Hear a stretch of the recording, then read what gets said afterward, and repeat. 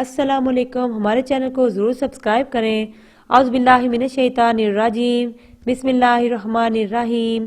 محترم بھائیوں اور بہنوں، رسول اللہ صلی اللہ علیہ وسلم نے فرمایا، جس طرح تمہاری بیویوں پر حق ہے، اسی طرح تم پر تمہاری بیویوں کا بھی حق ہے۔ تمہارا حق تمہاری بیویوں پر ہے کہ وہ تمہارے بستر پر ایسے لوگوں کو نہ روندیں جنہیں تم ناپسند کرتے ہو، اور تمہارے گھر میں ایسے لوگوں کو آنے کی اجازت نہ دیں جنہیں تم اچھا نہیں سمجھتے۔ سنو، اور تم پر ان کا حق یہ ہے کہ تم ان کے لباس اور پہننے میں اچھا سلوک کرو۔ محترم بہنوں اور بھائیوں، ہم بستری سے نفرت ہونے لگے تو اگر بیوی سے ہم بستری کو دل نہ چاہے تو اس سے ہم بستری ترک کر دینا جائز نہیں، کیونکہ ہم بستری اس کا شرعی حق ہے اور ترک ہم بستری اس کے لیے مضر ہے، کیونکہ عورت کی شہوت مرد کی شہوت سے زیادہ ہوتی ہے۔ حضرت ابو ہریرہ رضی اللہ عنہ رسول نبی کریم صلی اللہ علیہ وسلم سے روایت کرتے ہیں کہ عورت کی شہوت مرد کی شہوت سے 99 درجے زیادہ ہوتی ہے، مگر اللہ تعالیٰ نے ان پر شرم و حیا غالب فرما دی ہے۔ یہ تباہی شرم و حیا عورت کا زیور ہے اور اس کی خلقت اور فطرت میں شامل ہے۔ اس طبی حیا کی وجہ سے عورت آداب میں خوب کر ہوتی ہے۔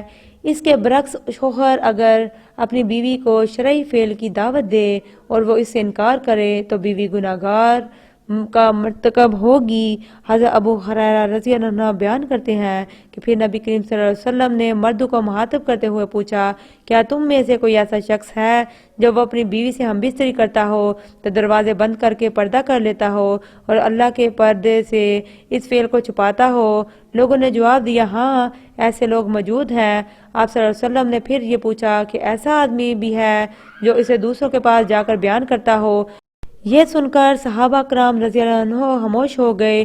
اس کے بعد آپ صلی اللہ علیہ وسلم عورتوں کی طرف مخاطب ہوئے اور ان سے پوچھا، کیا تم میں سے کوئی ایسی عورت ہے جو اپنے خاوند کی خلوت کی باتیں دوسری عورتوں کو بیان کرتی ہو؟ عورتیں خاموش رہیں، لیکن ایک نوجوان عورت اپنے ایک گھٹنے پر کھڑی ہو کر رسول کریم صلی اللہ علیہ وسلم کی طرف جھانکتی ہے اور آپ کی باتیں سن کر کہتی ہے، یا رسول اللہ صلی اللہ علیہ وسلم، خلوت کا ذکر مرد بھی کرتے ہیں اور عورتیں بھی۔ تو آپ صلی اللہ علیہ وسلم نے فرمایا، جانتے ہو اس کی مثال کیا ہے؟ آپ صلی اللہ علیہ وسلم نے فرمایا، اس کی مثال ایسے ہے جیسے کوئی شیطان عورت کسی شیطان مرد کو سر راہ مل گئی ہو اور اپنی حاجت پوری کی ہو۔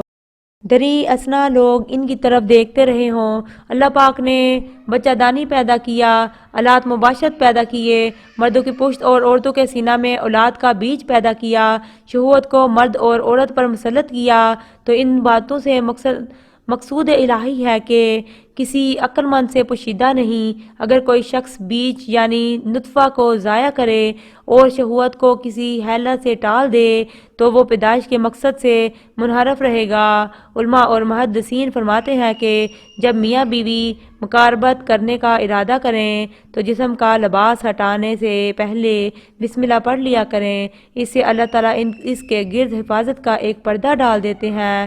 شیطان ایسے میاں بیوی کو نہیں دیکھ سکتا، جنات ان کو نہیں دیکھ سکتے، اس لیے سنت ہے کہ انسان کپڑے اتارتے یا پہننے کے وقت بسم اللہ پڑھ لیا کرے تاکہ ان کے گرد حفاظت کی چادر آ جائے، اللہ تعالیٰ کی طرف سے شیطان اور جنات ان کو نہ دیکھ سکیں۔ لوگ سنت کا خیال نہیں رکھتے اور جسم سے لباس ہٹا دیتے ہیں۔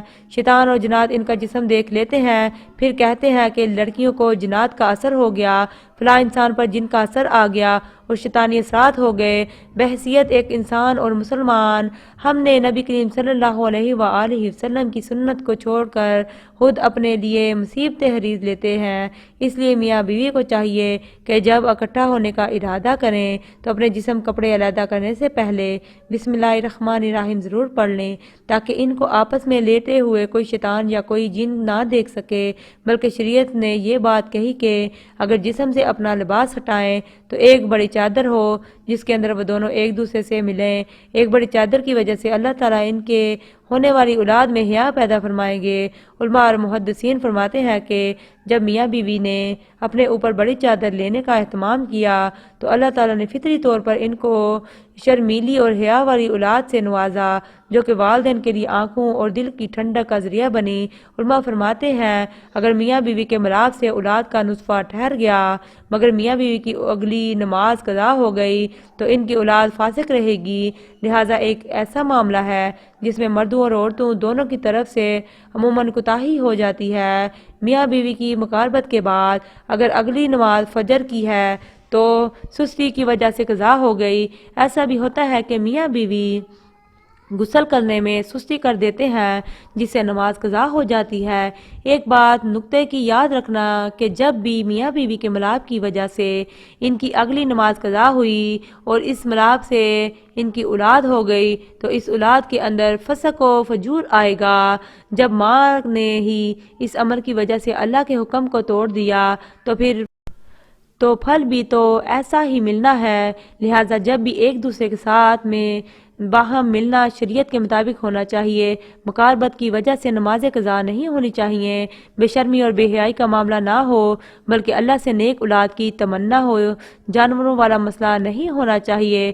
محترم بھائیوں اور بہنوں، رسول اللہ صلی اللہ علیہ وسلم نے فرمایا تم لوگ جن کے ہونے سے بچو کیونکہ تمہارے ساتھ وہ فرشتے ہوتے ہیں جو تم سے جدا نہیں ہوتے، وہ تو صرف اس لیے تم ان فرشتوں سے شرم کھاؤ اور ان کی عزت کرو۔ دعا ہے کہ اللہ تعالیٰ میرا سنانا اور آپ کا سننا اپنی بارگاہ الہی میں قبول اور منظور فرمائے۔ آمین ثم آمین۔ میرے چینل کو ضرور سبسکرائب کریں۔ اللہ حافظ۔